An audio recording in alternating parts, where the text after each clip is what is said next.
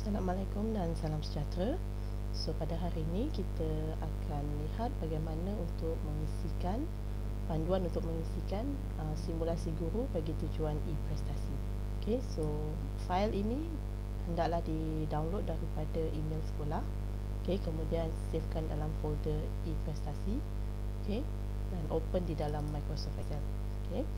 Jadi di dalam fail ini akan ada terdapat 4 sheet. Yang pertama untuk P dan P, KOKO, kaunseling dan instrumen keberhasilan. Jadi bahagian yang paling penting adalah instrumen keberhasilan yang kita akan print dan hantar kepada penilai kita. Okey. So untuk pada kali ini panduan untuk mengisi bahagian P dan P. Okey, yang pertama ialah kita isikan di bahagian ini. Ya, ini yang paling penting yang akan dibawa ke bahagian rumusan. Okay. So peratus murid yang disasar mencapai ETR di dalam peperiksaan, ya, pencapaian di dalam peperiksaan ataupun PBS. Okay. Berapa ramai yang kita sasarkan boleh mencapai target kita. Okay. So di sini kita letakkan 60. So cikgu boleh ubah. Kalau cikgu tak. Okay. Katalah kita letak 50. Okay. Untuk bahagian ini ialah peratus murid yang disasar mencapai ETR bagi aktiviti P dan P di dalam kelas. Okay, jadi yang ini kita boleh letakkan tinggi sedikit lah. Okay, katalah kita letakkan 90. Okay, ini adalah bilangan jumlah waktu seminggu cikgu di dalam PNP.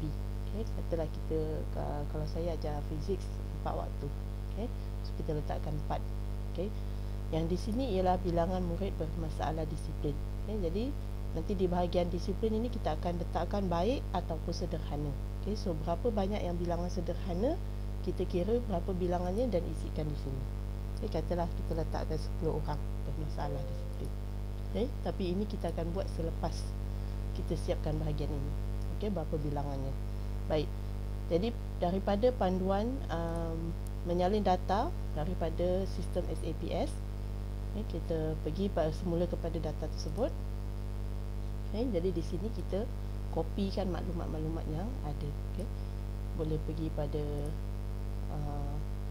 mula selectkan nama pelajar, ikut kelas, kemudian copy. Okay, klik kanan ataupun Ctrl C. Okay, kemudian di sini ingat kita mesti buat paste values, supaya format ini tidak berubah. Okay, dan di sini kita boleh tuliskan kelas, nama kelas tersebut. Okay, jantina boleh kalau cikgu nak isi, kalau tinggalkan pun tak apa, dia tidak mempengaruhi. Okay, kita isikan TOV, kita ambil daripada analisis SAPS, copy, kita pastekan, ingat paste values. Okay, kemudian ETR,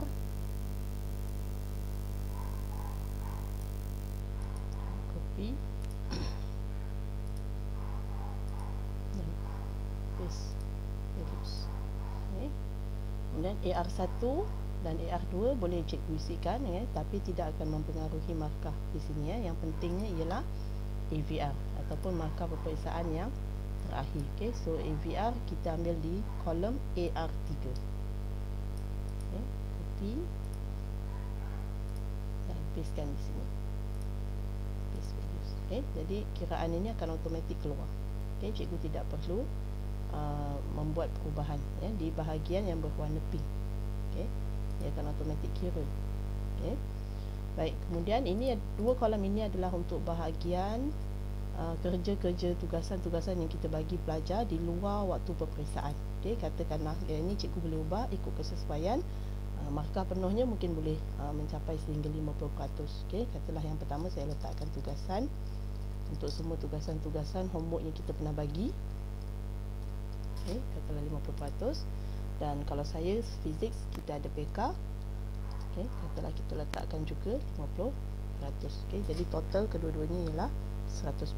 Okay, jadi cikgu boleh isikan berapa markah pelajar ni yang telah dicapai semasa di dalam peperiksaan, semasa di dalam tugasan kelas. Okay, isikan semua sekali. Okay, jadi aktiviti P dan P ini yang paling penting untuk kita kira di ruangan yang akan dibawa ke instrumen keberhasilan. Okay, cikgu hanya perlu isikan nombor 1 hingga 4. So apa maksud 1 hingga 4? Okey, nombor 1 tidak mencapai sasaran, 2 hampir mencapai sasaran, 3 mencapai sasaran dan 4 melepasi sasaran. Ini untuk tugasan di dalam kelas. bukannya di dalam bahagian pencapaian peperiksaan. Ini untuk di dalam aktiviti kelas.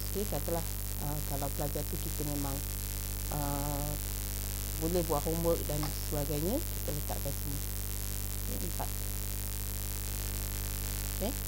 Jadi ini berapa kali dia ponteng kelas dalam sepanjang tahun. Katalah dia ada ponteng sekali, kita isikan. So dia akan automatik kirakan di kawasan ini. So kawasan yang berwarna cikgu jangan ubah.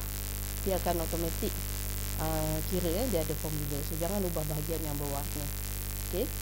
So seterusnya, salah laku disiplin dalam kelas. Ada berapa kali dia melakukan kesalahan disiplin. Katalah sekali, kita tuliskan sekali. Kalau tak ada, kita tulis kosong. Dan disiplinnya tulis saja baik atau sederhana. Baik, sederhana, baik, sehingga selesai ke semua pelajar. So bilangan yang mendapat sederhana ini hendaklah ditulis di atas ini. Mesti sama. Kalau tak, nanti peratusnya akan lari di bahagian keberhasilan nanti. Instrumen keberhasilan. So di sini kita dah dapat markah 1.1 dan 1.2. Baik, setelah cikgu siapkan kesemua data di dalam satu kelas ini sehingga ke akhirnya, kita boleh mulakan dengan kelas yang kedua. Caranya sama, kita kopikan data daripada analisis SAPS yang kita dah copy daripada website SAPS. Jadi bila cikgu dah siapkan data setiap kelas, terus sambung di bawah-bawah ni. Kalau tak cukup, cikgu boleh kopikan satu table ni di bawah sekali. Kalau tak cukup ruangan.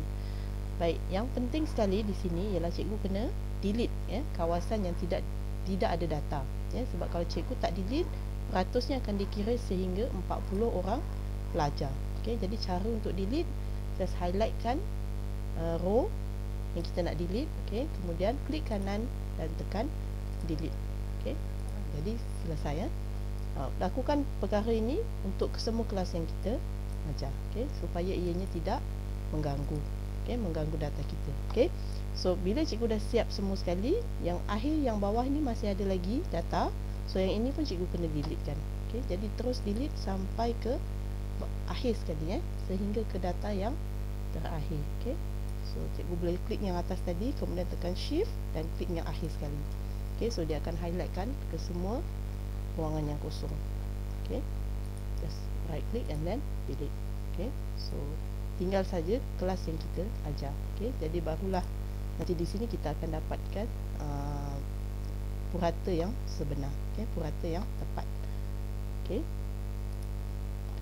Itu saja untuk ruangan P dan P. Dan ingat cikgu, sebelum kita ni buat teruskan, jangan lupa untuk save as. Jangan save cikgu, save as dan letakkan nama cikgu, supaya kalau misal kata ada berlaku kesilapan, cikgu tertukar formula, cikgu still ada fail yang asal, kita boleh ubahkan semula.